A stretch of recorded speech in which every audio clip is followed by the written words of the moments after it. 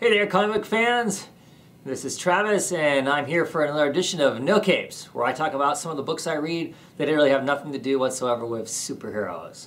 A lot of great books out there. If you have any suggestions, send them my direction, because I'm always curious to read other books that don't have to do with superheroes, because I love comics. I love the form of comics, so I'm always interested in reading stuff that doesn't have to do with the four-color superheroes and whatnot. Last time I did this, I got people suggesting that I read Walking Dead. I have read Walking Dead. I may give them a shot again another time. The last time I read them, just wasn't my thing. It was okay. It just was nothing for me to be excited about. I keep being told I'm missing something, so I may have to spend some time to go back and read those, because it's been, I don't know, it's been years since I read the first trade. So, like I said, I may go back and give that a shot, because I know people keep talking about that. Anyway, if you have any other suggestions about stuff that I'm not talking about here, give me some ideas, because some of these books that I'm reading are coming down to their last issues, and so far I don't really necessarily have anything to replace them with, so that would be awesome if people got ideas. Anyway, first up this time around, I'm going to talk about Infinite Vacation. This is issue number 3 that I have now. There was a big gap between number 2 and number 3, which is unfortunate in some way, because I think the book maybe lost some of its steam. This book is fabulous. Fabulous on lots and lots of levels. I absolutely love the artwork. We'll talk about the artwork first. It's an interesting style. It's Christian Ward. If you want to check out some of his stuff, I'm sure there's some of the pictures from this book and some of the earlier books floating around the internet. I'll splash up there his Twitter handle. He's constantly showing little bits and pieces of the books as he's working on them. The colors he uses, I'm not sure what the style is. I'm not sure if he's actually working in watercolors. It's got that kind of a look to it. I'm still not sure it's 100%. Not computer generated and whatnot. And I mean, like I said, he's showing me little pictures of it, and I'm still not 100% sure. Regardless, I love it. I love the use of colors. I love the splash, the watered look to it and whatnot. It's very, very cool. And one of the cool things about this is, well, the story. Let's talk about the story too. Nick Spencer, this is a great idea and whatnot. You've got this basically you've discovered all these infinite universes that, and you can travel to any of these infinite universes, and there's an infinite you in all of those infinite universes, and you can actually purchase these other yous. You can actually be these other yous, swap lives with them and whatnot, and you basically have the equivalent of an app on your iPhone that you can punch, pay this outlandish amount of money, and be zapped and live as you in this other reality, doing these other things if you think that's a cool thing to do. And you can swap around. People have been doing lots of them. There's some people who don't do that. They're called dead enders. They don't, or that's what people call them, as dead enders. They don't believe in swapping lives and whatnot. So and amongst all this craziness and whatnot, Mark, our main character, discovers that lots of Marks are dying. They're dying across the multiverses. They're dying, and so he's a bit concerned that something wrong is happening. Well, behind the scenes, there is something wrong happening. They're hunting down the Marks. For some reason, he is this key to their business model being totally screwed up. Anyway, in this book, they also have these like training movies or ads for the Infinite Universe or that sort of thing. In this issue in particular, though, they have a video that they've made of explaining there's this group of people. Mark suddenly landed himself in this place with a whole bunch of other quote-unquote dead enders, people who don't believe in them. These people don't just swap people, they don't believe in the other infinite universes. Well, it's not that they don't believe in it. They've come up with the idea that if there are an infinite number of universes where every possibility is out there, that means in one universe there is no other universes. And Mark can't wrap his brain around the fact that, okay, if there's an infinite number of universes, that means that in one universe there's a universe where there aren't any other universes. And that makes sense, but it doesn't make sense. Anyway, they show him this video. And how they do this videos in the comic books is this is actual real people. It's actual pictures of real people, like you'd be watching an actual promotional video film. And I love that too. That's great, because it's such a break from the actual comic and the rest of the style and whatnot to then suddenly have this thing where they're selling something or not selling something or whatever. I just love that. It's in the early, really cool art conception ideas. It just makes it really works for this, and I just absolutely love it. This book's been really fun up until this point. I mean, there's been a couple scenes where you think there's some sinister stuff's going on in the background kind of thing. There's this one version of Mark that is absolutely evil through and through, crazy person evil. Well, we really get to see how bad they are. About midway through this issue, there's a splash page where the evil Mark has been sent out to basically get rid of this particular Mark, our main character Mark, trying to hunt him down. Well, he's caught one of the other Marks. There's a whole bunch of Marks all hiding out in this one universe where they don't believe there's all these other universes. They're hiding out there thinking that'd be a smart place to hide.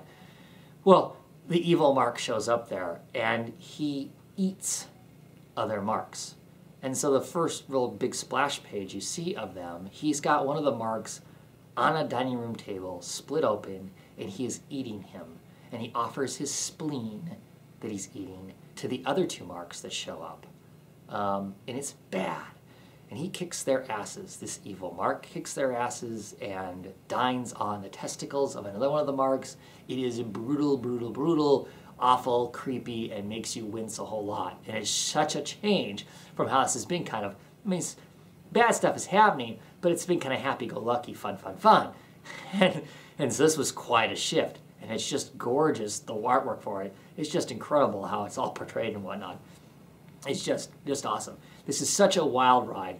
I believe this is either 5 or 6 issues. I can't remember where it ends at. This is something everybody should be picking up if you like stuff that's off the wall or strange or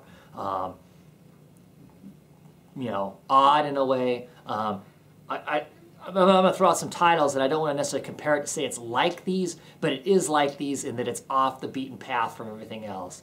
You know, Casanova, Young Liars that was put out by Vertigo a while ago. They're just off the beaten path. There's just something strange about them. Everybody should be giving this a shot. The colors, the art is fabulous. The story idea is fun, twisted, and bizarre. It's only a few issues. It's a cool creator-owned thing. Yeah, everybody should be picking this up. I know we haven't seen a lot of Nick Spencer's work in the big two. He does Thunder Agents for DC, but he's also become an exclusive. In some sense, he's an exclusive with Marvel. We haven't seen him really put out much in the way from Marvel. They kind of keep, I don't know, canceling or stopping stuff he's doing from Marvel. But his independent work is just is fabulous.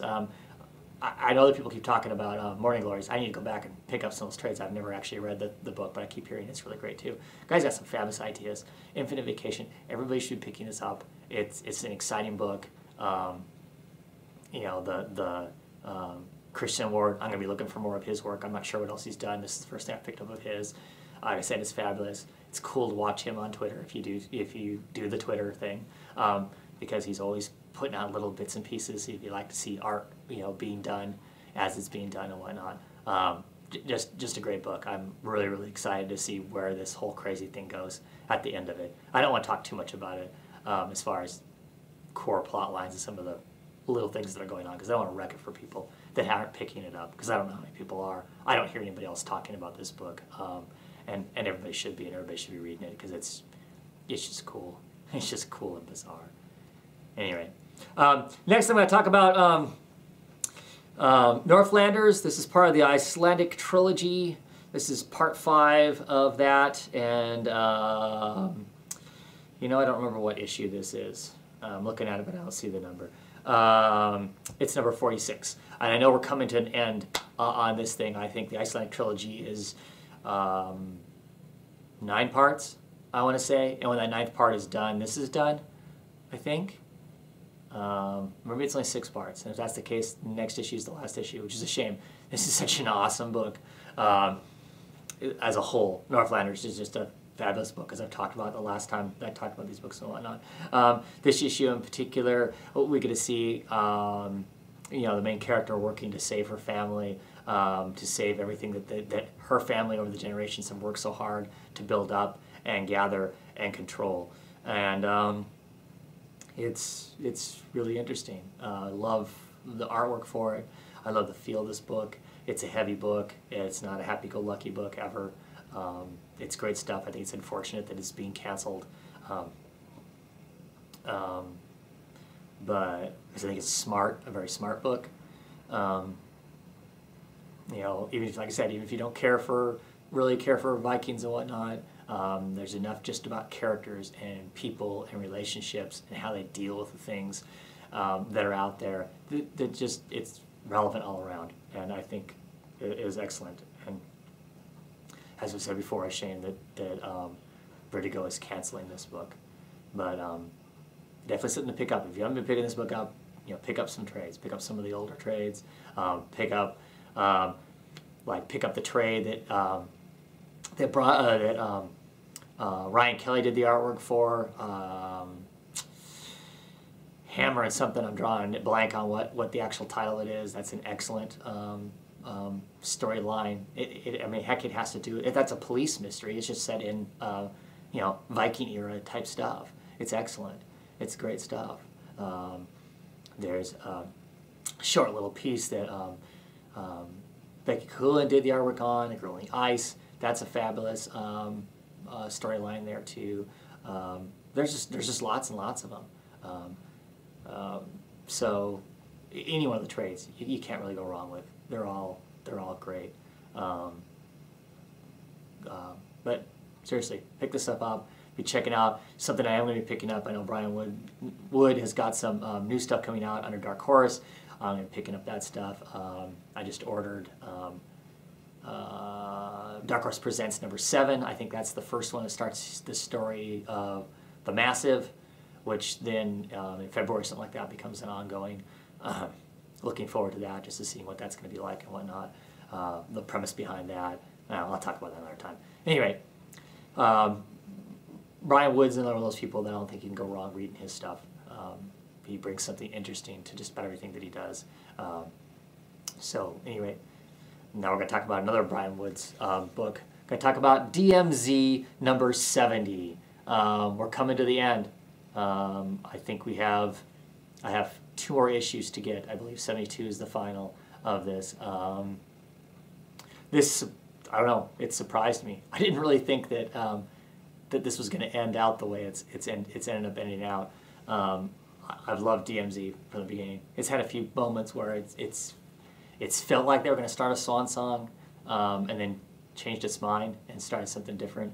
I've really liked it. This last final arc has been really great. It's a really great payoff, I think, for those of us who have read it from the beginning,